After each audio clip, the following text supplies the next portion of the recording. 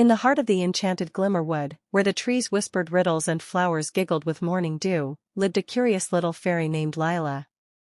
She was not just any fairy. Lila had rainbow-colored clothes that shimmered in the sunlight, golden hair that sparkled like stardust, and delicate wings that glowed with every emotion she felt. A trail of light followed her wherever she went, and wherever she smiled, flowers bloomed. But what made Lila special wasn't just her beauty or magic. It was her boundless curiosity. One dewy morning, as rays of rainbow-colored light filtered through the canopy, Lila zipped through the forest, a glowing golden question mark dancing in her hands. She wasn't alone. On a thick old oak tree sat her best friend, Professor Hoot, a wise and chubby little owl with big round eyes, wearing tiny glasses and a colorful patchwork jacket. His feathers were fluffed, and his expression was thoughtful, as always. Lila floated gracefully in front of him, pointing with her twinkling fingers. "Professor," she chimed. "I've been thinking again." "Of course you have, dear Lila," the owl replied, adjusting his glasses with a tiny wing.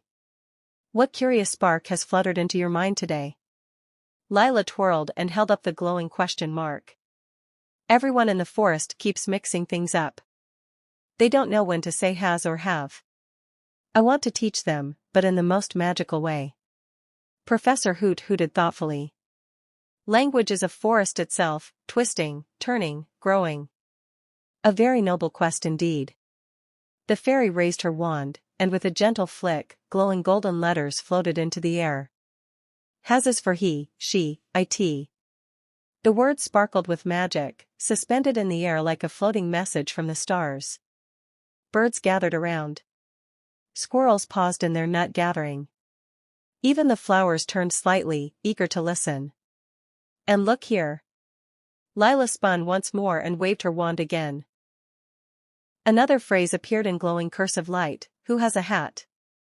He or they?" Professor Hoot fluttered his wings. "Ah, a question within a question. The kind that tickles the mind." Just then, a tiny gnome with a crooked hat peeked out from behind a mushroom. "It's he. He has a hat," he squeaked excitedly. Lila clapped her hands in delight, sending rainbow sparkles into the air. "Yes. He has because he is singular." "But they would use have, right?" a curious fox cub asked, his ears perked. "Exactly." Lila smiled, her eyes glowing with pride. The forest erupted into cheerful murmurs. Even the trees seemed to lean in closer.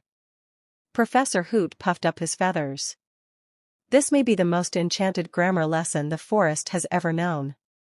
That evening, as stars blinked into the sky, Lila and Professor Hoot sat side by side, watching fireflies float around glowing words still shimmering above the clearing. "Thank you, Professor," Lila whispered. "You always listen to my questions." "And thank you, little light," the owl rep.